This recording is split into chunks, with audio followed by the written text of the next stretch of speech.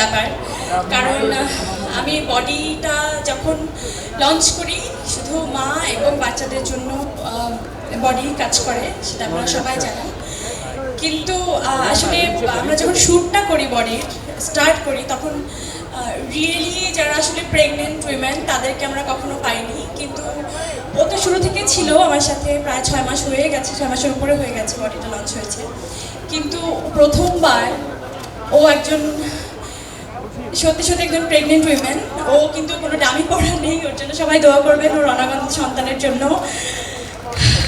একজন এরকম প্রসূতি মা যখন,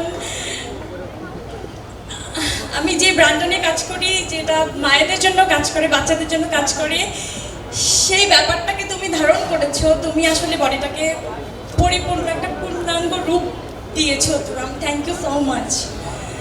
thank you Lamia, I love you, I love you all, যারা আমাকে এত দূর সাপোর্ট করেছেন, বডিটাকে আপনাদের নিজস্ব ব্র্যান্ড করে নিয়েছেন। I am so thankful to you.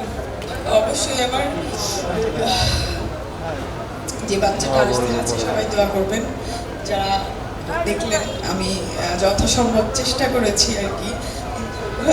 ও স্টেজে থাকার কোনো কথাই ছিল না আমি জাস্ট বলছিলাম যে আমি তো এই সত্যিকারের পেটটা বেশি দিন থাকবে না, তো তুমি আমার বডি কয়টা ড্রেস দাও। এটা পুরোপুরি ও যদি প্ল্যান করতো এটা ডিফারেন্ট কিছু থাকতো। আমি জাস্ট যা তা কি করছি জানি না, আজকে একদিনের প্ল্যানে আমি অনেক বিউটিফুল, বাট আমি চাই না তুমি ওই জায়গায় থাকো। এটা সবার জন্য সাক্ষী হয়ে থাকবে যে একজন এরকম একটা মানুষ সবার সামনে এরকম বিউটিফুলি প্রেজেন্ট হতে পারে। তোমাকে দিয়ে সম্ভব হয়েছে। Thank you so much. Sorry